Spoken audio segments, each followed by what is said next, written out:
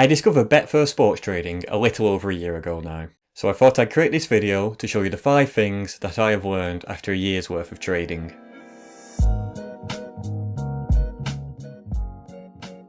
In case you're unfamiliar with sports trading on an exchange like Betfair, it is simply placing a back bet and a lay bet on the same selection in a given market and profiting regardless of the outcome of the market. For example, in a football market, you will make profit regardless of your team wins, loses or draws the game. So, after a little over a year of sports trading, here are the 5 most important things that I have learned so you won't have to learn them for yourself. Number 1. Sports trading is not match betting and it is much more difficult. Like most people, I came to sports trading following a period of time match betting. After I was gubbed off all the major bookmakers, I looked elsewhere for my next opportunity to make money.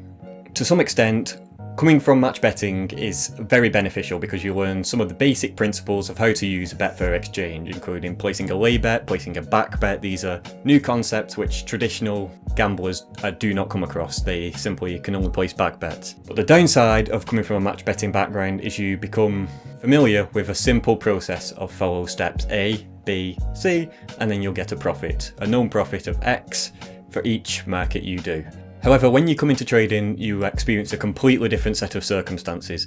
You aren't guaranteed a profit for each market you trade. With sports trading, you are going to win some markets, however you're going to lose some markets. The game is to win more than you lose. Whereas match betting, you're winning almost all the time, or if not, making a very small qualifying loss for the risk of a quite substantial win. So, if you have come from a match betting background and you are thinking about starting trading, I do highly recommend that is something that you look into. However, you have to accept that this is going to be a much more difficult process.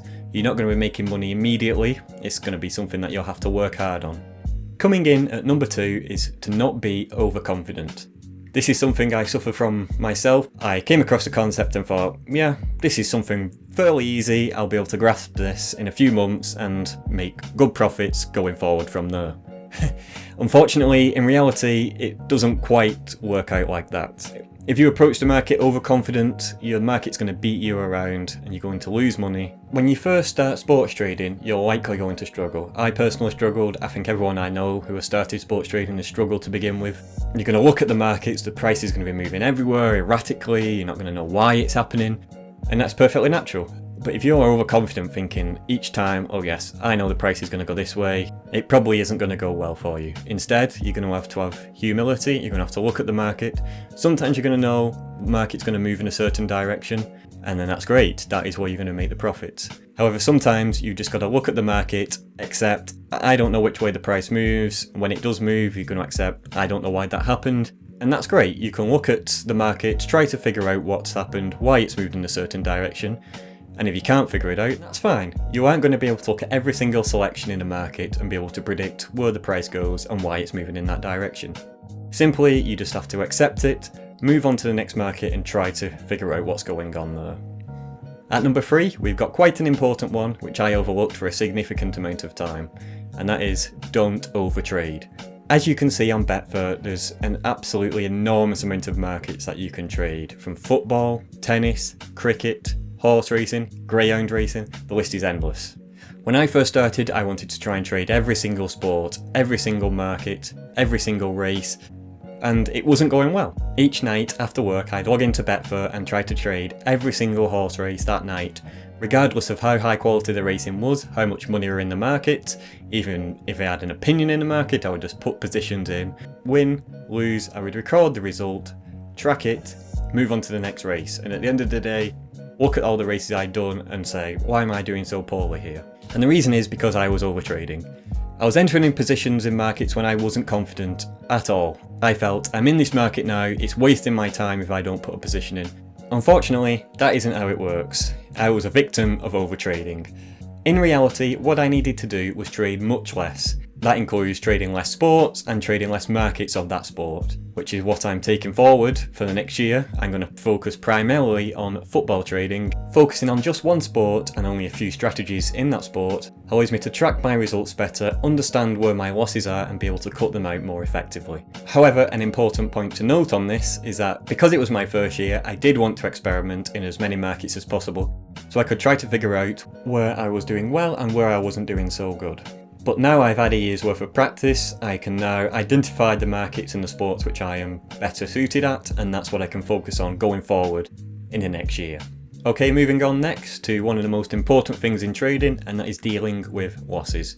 Most people who sports trade, and for that matter trade in general, do struggle with losses. Let me tell you something that might sound familiar. You devise a strategy and you implement it into the markets. Things are going well, you win 1, you win 2, you win 3, you win 4 markets in a row.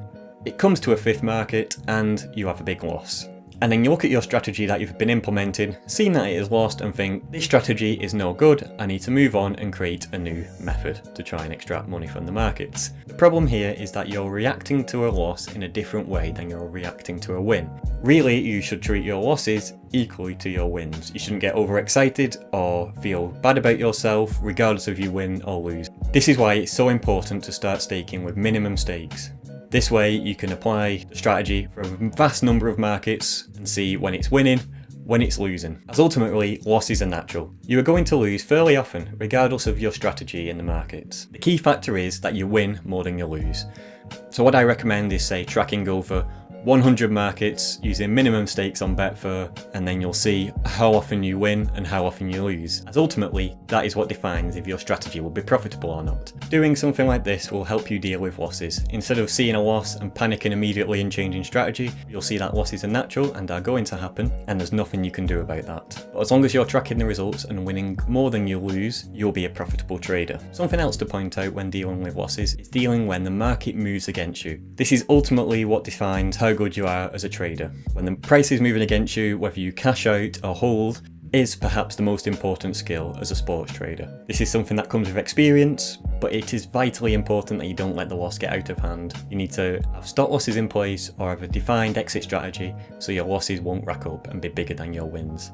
And step 5 is practice. Practice is ultimately the only way you are ever going to get better at sports trading. At the start of my trading journey, I wanted to read as many books as possible, read as many resources as possible online, watch as many YouTube videos, watch as many courses as I could, all about trading, hoping that somewhere in this massive media I will be able to find the perfect way to make money sports trading that I'd be able to just do day in, day out, make a load of money. It wouldn't be very hard at all. Unfortunately, I'm going to let you know there is no perfect way to trade. I'm going to save you the time. You don't have to watch all the courses, you don't have to read all the books or go on all the websites. The only way to get better is to practice. So I'm not going to lie, you are going to have to do a little bit of reading to begin with, to learn the fundamentals of how to use a betting exchange and fundamentals on what makes the price move. This is all stuff that you can learn online for free, and it is something that you'll have to do. Once you get to the point where you know all the basics, I recommend just jumping in onto the Betfair exchange and trying to trade. Obviously bearing in mind you don't want to overtrade and trade every single thing you can do, but the more you trade, the more you'll see repeating patterns in the market, and that is where you'll be able to find your edge. You'll come to a market and think, I've